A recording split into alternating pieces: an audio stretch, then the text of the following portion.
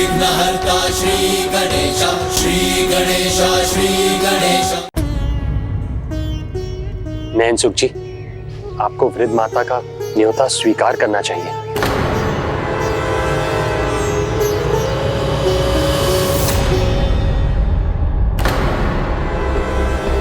उचित कहा श्रीधर ने, नियम तो यही है, जाना तुम्हें वहीं चाहिए।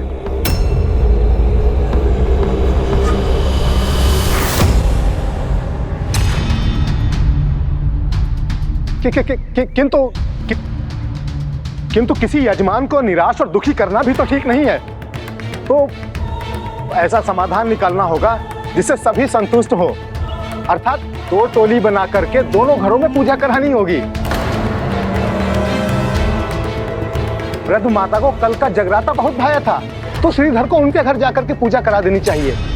और मैं और भोला सेठ जी के वहां चले जाएंगे, क्योंकि बड़ी पूजा है तो अधिक लोगों की आवश्यकता पड़ेगी ना। उचित है। प्रणाम पंडित जी, मैं आपकी प्रतीक्षा करूंगा। आपका बहुत बहुत धन्यवाद। ये निर्णय हो गया, सेठ जी के वहां से जो कुछ थोड़ी बहुत संभावना मिलेगी वो मैं और भोला बांट लेंगे, और वृद्ध माता के वहां से जो कुछ भी तुम पाओगे तुम अकेले अपने घर लेकर के जाना।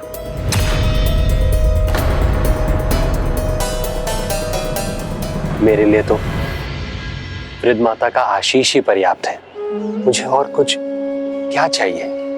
माता, आप जाके तैयारी कीजिए।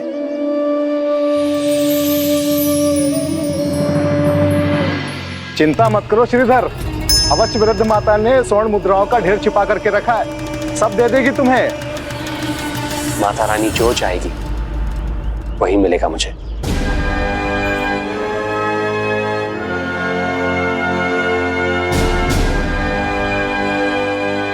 प्रणाम पंडित जी, आज आपने आने को कहा था तो हम आ गए। मंदिर के लिए कुछ दे दीजिए, कुछ लाइए पंडित जी। भाई जैसे आज आए हो वैसे कल चले आना। अरे कल क्यों आना है? मैंने चंदा तैयार रखा हुआ है, रुकिए। हाँ,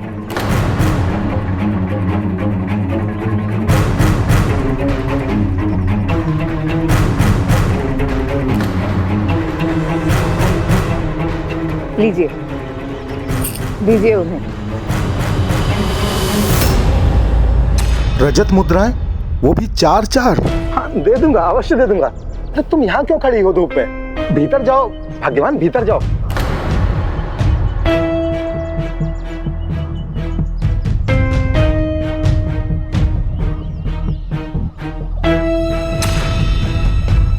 ये लो।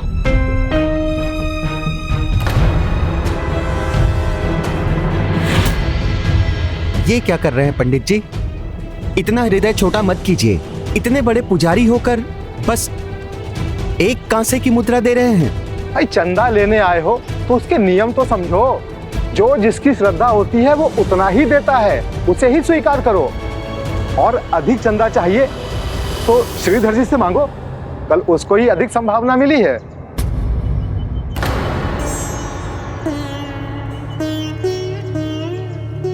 आज मेरे पास कुछ नहीं है, पर आज पाठ में जो भी संभावना मुझे मिलेगी वो कल मैं आपको अवश्य दे दूंगा।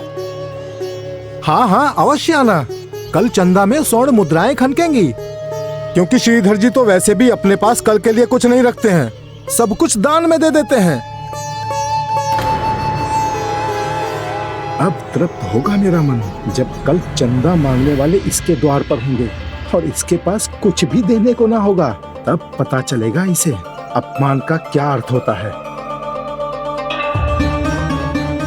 प्रणाम पंडित जी, प्रणाम श्रीधर जी।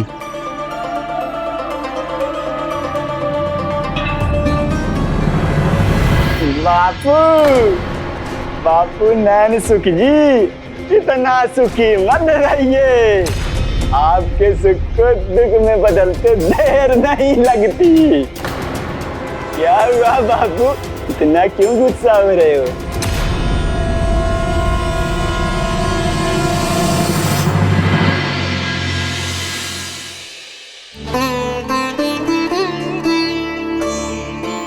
ये लीजिए स्वामी, ये चुनरी ले जाइए। सुलोचना, आज तुम भी चलो मेरे साथ। बोला भैया तो नयन सुख जी के साथ गए दुर्गा माता के कार्य में, तो मेरी सहायता कर देना।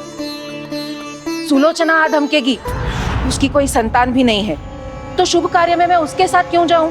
जब भी उसका मुंह देख लेती हूँ तो कोई कार्य सफल ही नहीं होता।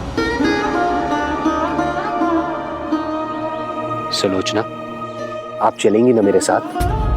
मैं वो शुभ कार्य, वो भाभी ने भी कहा मैं अभागन हूं, दुर्भाग्य लेकर आऊंगी, तो मुझे नहीं जाना चाहिए।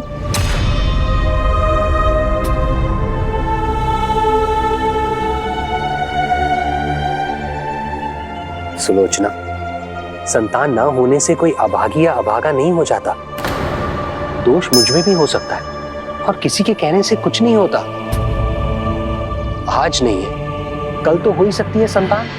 तनिक विचार करो, जगत जननी माता पार्वती, जिनकी जहां दृष्टि पड़ती है वहां शुभता आती है, उन्हें भी संतान कोख से प्राप्त नहीं हुई, और वो संपूर्ण जगत की माता और जननी है। इसीलिए व्यर्थ के नियमों में ध्यान मत दीजिए और भक्ति की लौ जगाए रखिए। चलिए सुलोचना।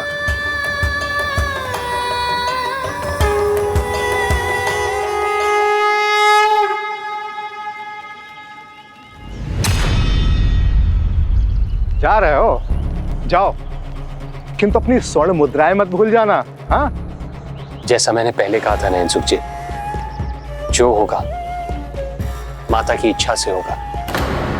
अगर माता चाहेगी तो स्वर्ण मुद्रा भी मुझे अवश्य प्राप्त होगी।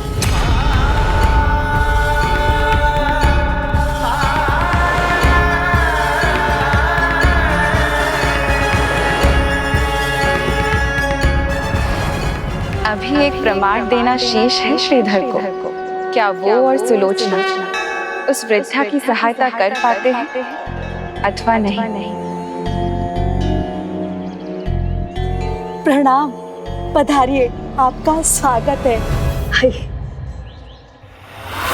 आइए आइए पंडित जी, आइए। आज आनंद आ जाएगा। आज के दिन जीवन की श्रेष्ठ संभावना प्राप्त करने का अवसर है। चलो पंडित जी, चलिए चलिए। आपको कोई कष्ट नहीं होगा, जो आवश्यकता है हमें कह दीजिए। हाँ हाँ अवश्य। माँ, हम हैं ना, चिंता मत कीजिए, हम पूजा की तैयारी कर लेंगे, आप विश्राम कीजिए।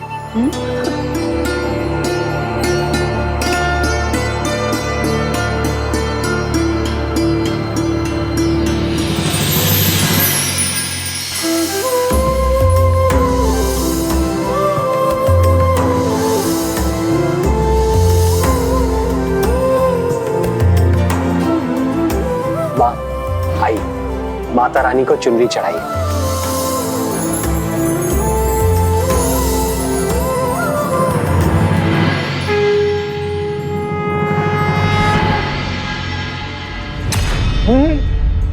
इतना बस?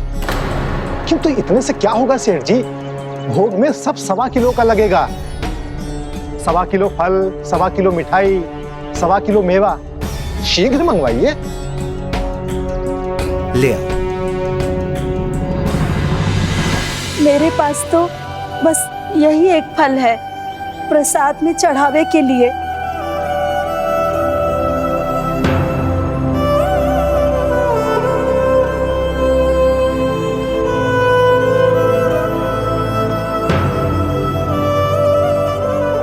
जय माता की।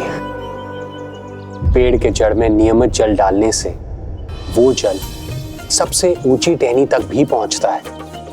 उसी प्रकार सच्चे भक्ति भाव से अपनी भक्ति को सींचने से वो भक्ति ईश्वर तक अवश्य पहुंचती है। इसीलिए फल एक हो या 100, इससे कोई अंतर नहीं पड़ता।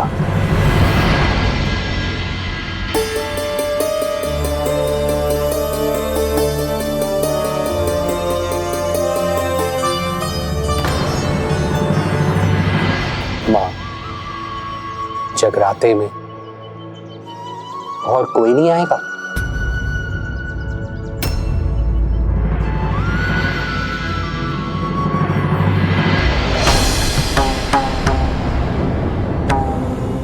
अतिथि आ गए हैं तो प्रारंभ करें, अन्यथा मुहूर्त निकल जाएगा।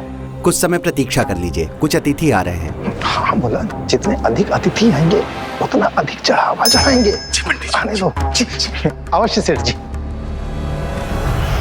मुझ गरीब वृद्धा के यहाँ कौन आएगा भला? माँ, जिसके घर में इतनी श्रद्धा से पूजा होती है, वहां अतिथि आए ना आए, स्वयं भगवान चले आते हैं। मैं पूजा आरंभ करता हूं।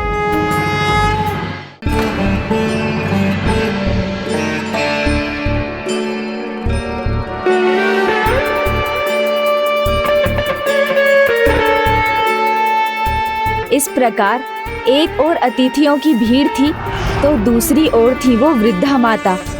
किंतु वो कहाँ महत्वपूर्ण था। भगवान भीड़ से नहीं, भक्ति से प्रसन्न होते हैं। और पूजा आरंभ हुई तो एक ओर नयन सुख ने ढोंग आडंबर की झड़ी लगा दी, तो वहीं दूसरी ओर श्रीधर ने माता रानी के जागरण का आरंभ तारा रानी और उनकी बहन रुक्मन की भक्तिमय कथा से किया, जिससे जीवन में ये सीख मिले कि दुष्कर्मों का फल जन्म जन्मांतर तक भोगना होता है और सुकर्मों का पुण्य ही नहीं मिलता, अपितु सत्कर्म करने से पूर्व के पाप भी मिट जाते हैं। तारा रानी और रुक्मन की कथा का आरंभ होता है जब वो दोनों देवराज इंद्र की राजसभा में अप्सराएं थीं। तारा जो भी करती थी पूरी एकाग्रता से करती थी। नृत्य कला में भी उसका पूरा ध्यान रहता था, जबकि रुक्मन का मन बहुत शीघ्र अस्थिर हो जाता था।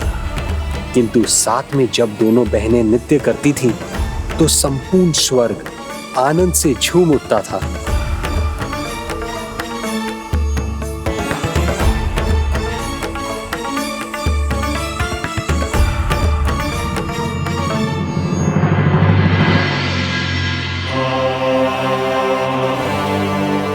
अद्भुत, अद्भुत तारा, उत्तम रुक्मन, आप दोनों के नृत्य ने हमें आनंद और स्फूर्ति से भर दिया।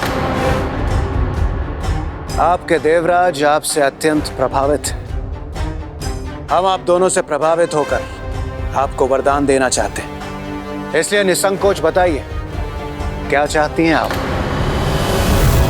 तारा अप्सरा होते हुए भी धार्मिक भी थी, पूजा पाठ के प्रति निष्ठा भी रखती थी। इसीलिए उस दिन उन्होंने जो मांगा वो सबको बड़ा विचित्र लगा। मांग लो दीदी जो मांगना है, आज देवराज अति प्रसन्न है। हे देवराज, आप हमें वरदान देने के इच्छुक हैं तो हमें अनुमति दीजिए कुछ समय पृथ्वी पर भ्रमण करने का।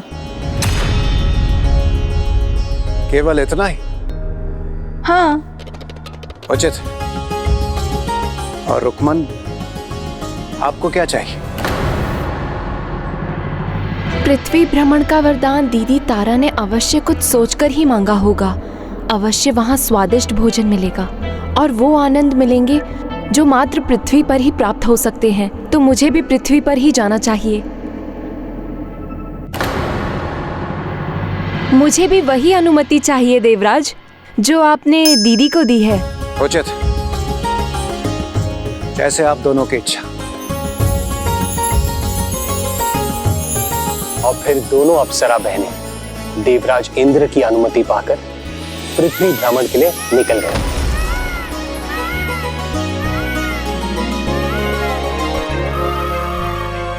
अति सुंदर, बहुत सुंदर है। यहाँ की सुंदरता तो अपने आप में अद्भुत है, जैसे किसी चित्रकार की मनोहर चित्रकारी हो। सत्य कहा दीदी, अब विलंब नहीं करते, चलिए इस सुंदरता का आनंद उठाते हैं। हाँ, इन भव्य मंदिरों के भक्तिमय वातावरण का आनंद भी अद्भुत होगा।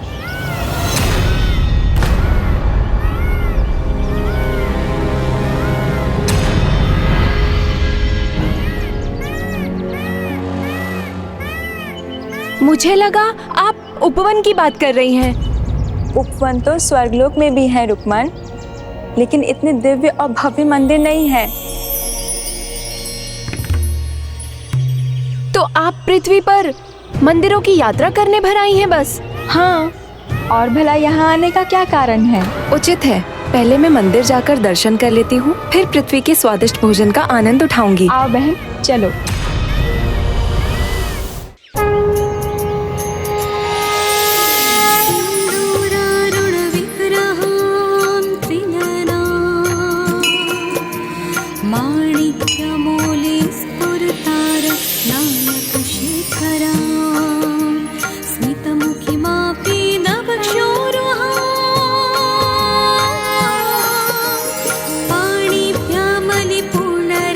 चषकं रक्तोत्पलं बिभ्रति सौम्यं रत्नघटस्थरक्तचरणं ध्यायेत् तत्परां अम्बिकाम् अरुणां करुणातरङ्गिनी ताक्षी। चलो दीदी, अब थोड़ा हाट की ओर चलते हैं। वहाँ स्वादिष्ट पकवान मिलेंगे जो स्वर्ग में नहीं मिलते।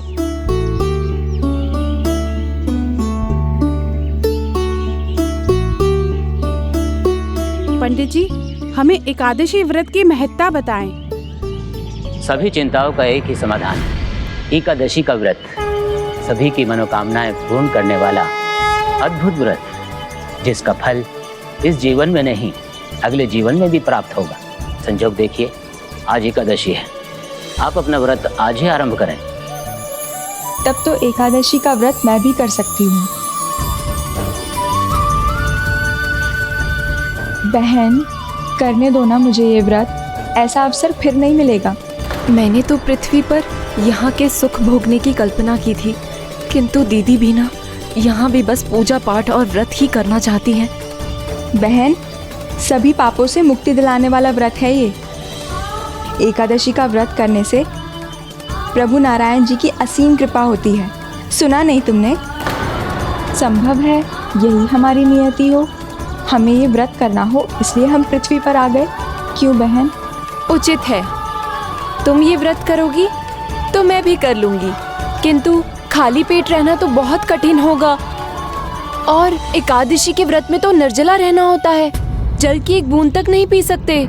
नहीं नहीं, इस व्रत में फलहार भी किया जा सकता है। उचित है, फिर हम दोनों करेंगे व्रत। धन्यवाद बहन, मेरी तो बस यही मनोकामना है कि हर जन्म में तुम ही मेरी बहन बनो। लेकिन बहन, तुम मुझसे एक वादा करो कि तुम अपने चंचल स्वभाव को अपने ऊपर हावी नहीं होने दोगी, इस व्रत से पीछे नहीं हटोगी और ये व्रत जरूर पूरा करोगी। वचन देती हूँ दीदी, किंतु हाँ, फलाहार के लिए फल का चुनाव मैं ही करूँगी। तो चलो ना, फल लेकर आते हैं। नहीं दीदी, आप मंदिर के भक्ति में वातावरण का आनंद उठाओ, फल मैं ले आऊंगी। देवी तारा मंदिर में रुकी रही, पूर्ण विधि विधान से पूजा करती रही, लेकिन उन्हें भी इस बात का ज्ञान न था कि उनकी बहन रुक्मन से उसके जीवन की सबसे बड़ी होने वाली थी।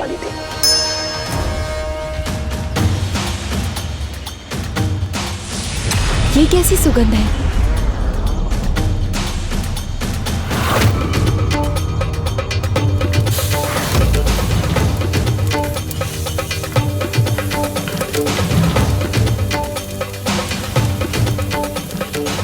अवश्य कुछ बहुत स्वादिष्ट पक रहा है वहाँ।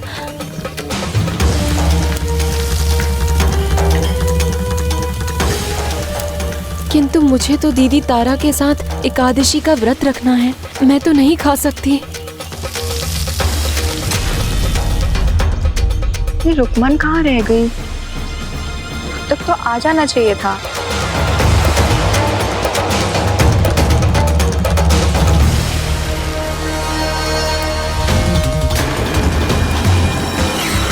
क्या करूं? यदि मैं मांस खाती हूँ तो दीदी रुष्ट होंगी, परंतु खाए बिना मेरा मन भी नहीं मान रहा। क्या करूं? क्या करूं?